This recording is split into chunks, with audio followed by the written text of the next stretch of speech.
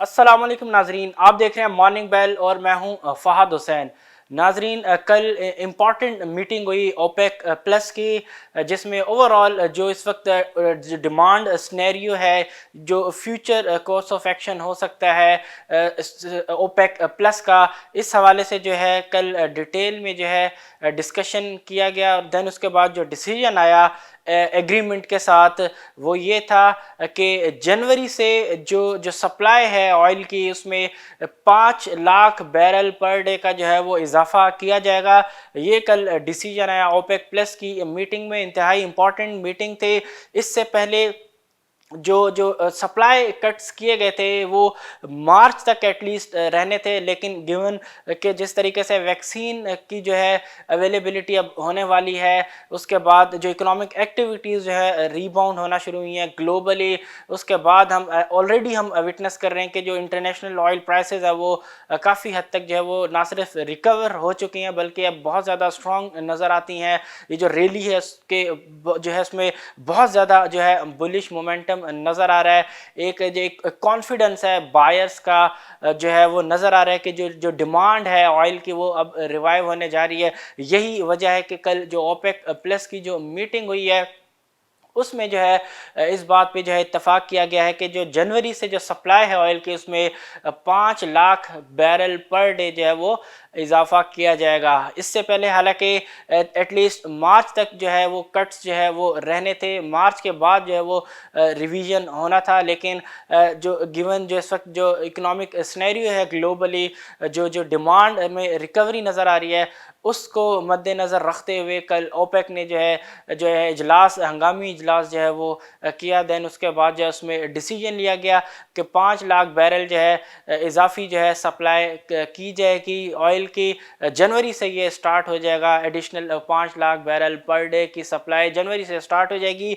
अगर हम कर्ब्स की बात करें, सप्लाई कर्ब्स की, तो इस डिसीजन से पहले जो जो सप्लाई कट्स थे वो थे तकरीबन 7.7 मिलियन बैरल्स पर डे, जबकि ये जो एडिशन हुआ है 5 लाख बैरल्स पर डे का, इसके बाद जो जो ओवरऑल जो सप्लाई कट्स होंगे उसकी जो क्वांटिटी है वो 7.7 मिलियन बैरल्स पर डे से कम होके 7.2 मिलियन बैरल्स पर डे पर हो जाएगी।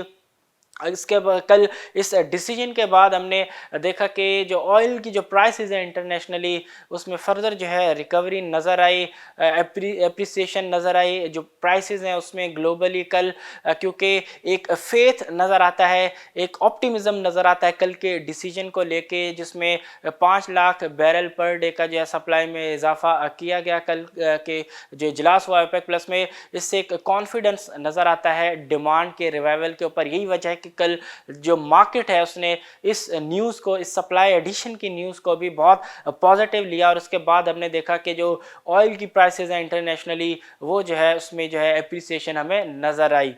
सीपेक के हवाले से बात करें, सीपेक प्रोजेक्ट्स के हवाले से, तो अभी रिसेंटली हम देख रहे हैं कि बहुत ज़्यादा गवर्नमेंट का जो है अब फोकस हमें नज़र आता है सीपेक के जो प्रोजेक्ट्स हैं उनके ऊपर। इससे पहले हमने देखा कि बहुत ज़्यादा इंटरेस्ट नज़र नहीं आ रहा था गवर्नमेंट का सीपेक के प्रोजेक्ट के हवाले से। ऐसा लगता था कि काम जो है कई प्रोजेक्ट्स पे जो है वो तकरीबन रुक चुका है। लेकिन उसके बाद हमने देखा कि प्राइम मिनिस्टर इमरान खान ने ख़ुद जो है इसमें जो है इंटरेस्ट लेना शुरू किया। काफ़ी मीटिंग जो है ख़ुद जो है चेयर की हैं इस हवाले से। सीपेक अथॉरिटी के जो चेयरमैन है वो बहुत ज़्यादा इन्वॉल्व नज़र आते हैं प्रोजेक्ट्स के हवाले से।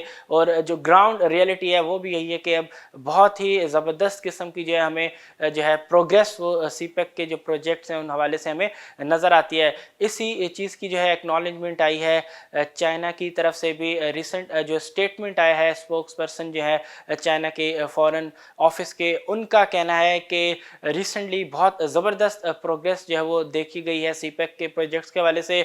उनका मज़ीद कहना था कि एक गेम चेंजर साबित होगा सीपेक का जो ये प्रोजेक्ट है। एक जो है इससे ना सिर्फ इकोनॉमिक डेवलपमेंट होगी, इंफ्रास्ट्रक्चर पे हम ऑलरेडी देख रहे हैं कि किस तरीके से जो है वो डेवलपमेंट हो रही है। इससे जो रोज़गार के मौके हैं मुल्क में वो भी जो है पैदा हो रहे हैं। डेफिनेटली एक की रोल प्ले करेगा पाकिस्तान की जो ओवरऑल जो इकोनॉमिक जो ग्रोथ है उसमें। अब देखते हैं कि जो प्रोजेक्ट्स हैं किस तरीके से जो है वो अपनी टाइमलाइन के मुताबिक जो है वो कंप्लीट होते हैं। ML1 का जो प्रोजेक्ट है वो भी बहुत ज़्यादा इम्पॉर्टेंट है अगर हम बात करें सीपैक के हवाले से, क्योंकि पाकिस्तान में ओवरऑल अगर हम ट्रांसपोर्टेशन की अगर हम बात करते हैं तो उसमें जो रेलवे है उसका कंट्रीब्यूशन जो है इतना ज़्यादा नहीं है। अगर हम इसको कंपेयर करें ग्लोबली तो रेलवे जो है एक की रोल प्ले करता है ट्रांसपोर्टेशन में, ख़ास तौर पे गुड्स की जो ट्रांसपोर्टेशन है उसमें। लेकिन पाकिस्तान में जो है कदरे मुख्तलिफ ये सिनेरियो नज़र आता है। यहाँ पे जो बाय रोड है वो ट्रांसपोर्टेशन जो है उसका वेटेज ज़्यादा है अगर हम बात करें ओवरऑल ट्रांसपोर्टेशन की तो। लेकिन फ़िलहाल ये जो ML1 का जो प्रोजेक्ट होगा ये डेफिनेटली टर्न अराउंड कर देगा ओवरऑल जो ट्रांसपोर्टेशन सेक्टर है पाकिस्तान का, और इसमें जो रेलवे का रोल होगा वो बहुत ज़्यादा बढ़ता हुआ हमें नज़र आएगा। डेफिनेटली इससे जो एम्प्लॉयमेंट अपॉर्चुनिटीज़ हैं वो भी क्रिएट होंगी। तो ओवरऑल अगर हम बात करें सीपैक के हवाले से तो डेफिनेटली ग्राउंड पे अब हमें काम होता हुआ नज़र आ रहा है। जिस तरीके से प्राइम मिनिस्टर इमरान खान और सीपैक अथॉरिटी के जो चेयरमैन है वो ख़ुद जो है इन्वॉल्व हुए हैं सीपैक के जो प्रोजेक्ट्स हैं उनमें, तो डेफिनेटली इसका बहुत ज़्यादा जो है पॉजिटिव इम्पैक्ट पड़ेगा पाकिस्तान की ओवरऑल जो इकोनॉमिक ग्रोथ है उसमें गोइंग फॉरवर्ड।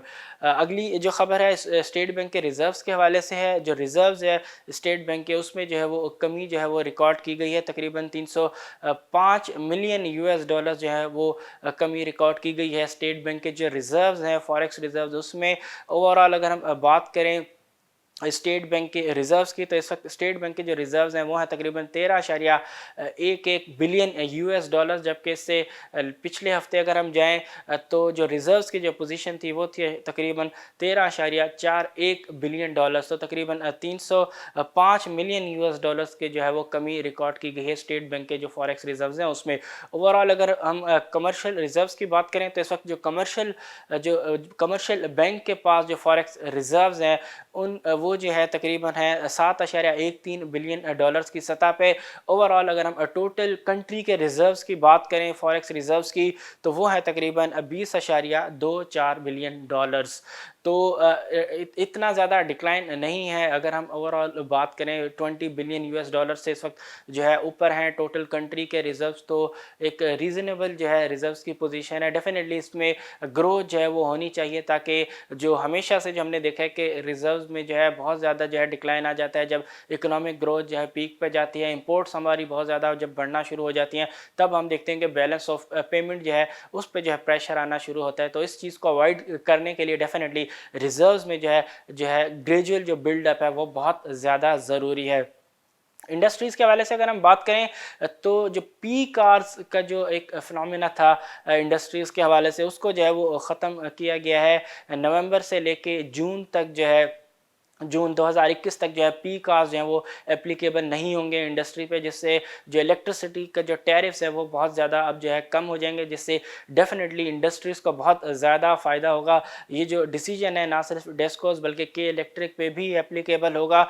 इससे बहुत ज़्यादा डेफिनेटली जो है फ़ायदा होगा इंडस्ट्रीज़ को, क्योंकि उनकी जो कॉस्ट है फ्यूल कॉस्ट जो है इलेक्ट्रिसिटी की जो कॉस्ट है पावर कॉस्ट है वो इससे बहुत ज़्यादा कम हो जाएगी। तो डेफिनेटली एक पॉजिटिव इम्पैक्ट हमें उनकी प्रॉफिटेबिलिटी पे भी हमें नज़र आएगा। मार्केट्स के हवाले से अगर हम बात करें तो कल डाउ जोन्स में जो है मुस्बत रुझान हमें नज़र आया, कल पॉजिटिविटी हमें नज़र आई, क्योंकि जिस तरीके से स्टिमुलस के हवाले से जो है बातचीत जो है दोबारा जो है निगोसिएशन जो है स्टार्ट हुई हैं। फ़िलहाल कोई हतमी फ़ैसला नहीं किया गया स्टिल अभी भी इकोनॉमिक पैकेज के हवाले से, लेकिन इस चीज़ के जो रीस्टार्ट है इस हवाले से इकोनॉमिक पैकेज के हवाले से निगोसिएशन का, उसको मार्केट जो है इस वक्त पॉजिटिव ले रही है। कल का जो सेशन था उसमें भी हमें पॉजिटिविटी नज़र आई। कल डाउ जोन्स की जो क्लोजिंग हुई तकरीबन 85 पॉइंट प्लस के साथ ही 30,000 से जो है स्लाइटली नीचे जो है मार्केट क्लोज हुई। 30,000 पे जो है सप्लाई हमें नज़र आती है डाउ जोन्स में। अगर हम बात करें नेस्डेक की तो नेस्डेक में भी हमें कल मुस्बत रुझान नज़र आया। नेस्डेक की जो क्लोजिंग थी वो रही तकरीबन 27 पॉइंट प्लस के साथ। ओवरऑल कल US मार्केट जो है उसमें हमें पॉजिटिविटी नज़र आई। आज एशियन मार्केट्स की अगर हम बात करें तो एशियन मार्केट्स में जो है स्लाइटली जो है नेगेटिव ट्रेंड हमें आज नज़र आ रहा है। बहुत ज़्यादा नेगेटिविटी नहीं है, लेकिन स्टिल लगता है कि थोड़ी बहुत जो मार्केट के अंदर जो प्रॉफिट टेकिंग है और जो इस वक्त जो ट्रिगर मार्केट में इस वक्त बिल्कुल भी नहीं है। अगर हम ओवरऑल अगर हम एशियन मार्केट्स की बात करें क्योंकि अभी भी वैक्सीन की जो अवेलेबिलिटी है वो होना बाकी है। तो फ़िलहाल जो है मार्केट जो है अपना कोई बहुत ज़्यादा जो है पॉजिटिविटी हमें एशियन मार्केट में नज़र नहीं आ रही, क्योंकि जैसे ही वैक्सीन की अवेलेबिलिटी होगी और इकोनॉमीज़ जो है एशियन मार्केट्स की ओवरऑल ग्लोबली अगर हम बात करें तो जब ओपन अप होंगी तो उसके बाद जो है ओवरऑल जो है इकोनॉमिक रियलिटी हमें जो है नज़र आ सकेगी। देन उसके बाद जो है मार्केट्स में एक प्रॉपर ट्रेंड हमें नज़र आएगा। फ़िलहाल जो एशियन मार्केट्स हैं बज़ाहिर कंसोलिडेट होते हुए हमें नज़र आ रही हैं, स्लाइटली आज नेगेटिव जो है वो ट्रेड होते हुए नज़र आ रही हैं जो काफ़ी जो एशियन मार्केट्स हैं। अगर हम बात करें पाकिस्तान स्टॉक एक्सचेंज की तो कल जो KSE 100 इंडेक्स का जो सेशन था बहुत ज़्यादा वॉलेटाइल नज़र आया। मार्केट जो है हमें दोनों तरफ जो है मूव होते हुए नज़र आई, लेकिन at the end of the day market की जो क्लोजिंग है वो 20 पॉइंट प्लस के साथ हुई। बुल्स जो है कल 42,000 का जो साइकोलॉजिकल लेवल है उसको मेंटेन करने में, उसको होल्ड करने में जो है कामयाब हुए, क्योंकि कल जो क्लोजिंग हुई डे एंड की वो ही 42,047 पॉइंट पे, जिसमें तकरीबन 20 पॉइंट का इजाफा किया गया। वॉल्यूम की अगर हम बात करें, वॉल्यूम में जो है कल कमी रिकॉर्ड की गई।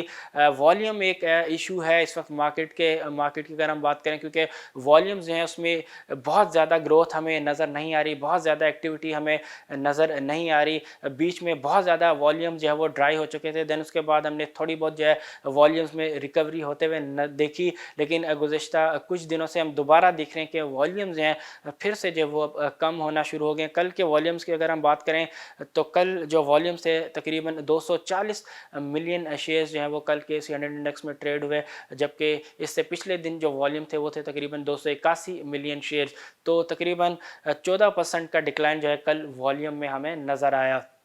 नाज़रीन, आज देखते हैं कि मार्केट जो है किस तरीके से जो है प्ले करती है। आज लास्ट सेशन होगा, इस वीक का इम्पॉर्टेंट सेशन होगा, क्योंकि अगर वीकली बेसिस पे अगर मार्केट जो है 42,000 से ऊपर की क्लोजिंग दे देती है तो डेफिनेटली जो ग्रिप है बुल्स की मार्केट पे वो बहुत ही ज़्यादा टाइटन हो जाएगी। देन उसके बाद जो कमिंग वीक होगा उसमें भी एक्सपेक्ट किया जा सकेगा कि मार्केट की जो परफॉर्मेंस है वो मज़ीद जो है वो बेहतर होते हुए हमें नज़र आएगी। देखते हैं कि आज किस तरीके से जो है मार्केट में एक्टिविटी रहती है, कौन से सेक्टर जो है बेहतर परफॉर्म करते हैं, किन स्टॉक्स में जो है ज़्यादा वॉल्यूम आता है।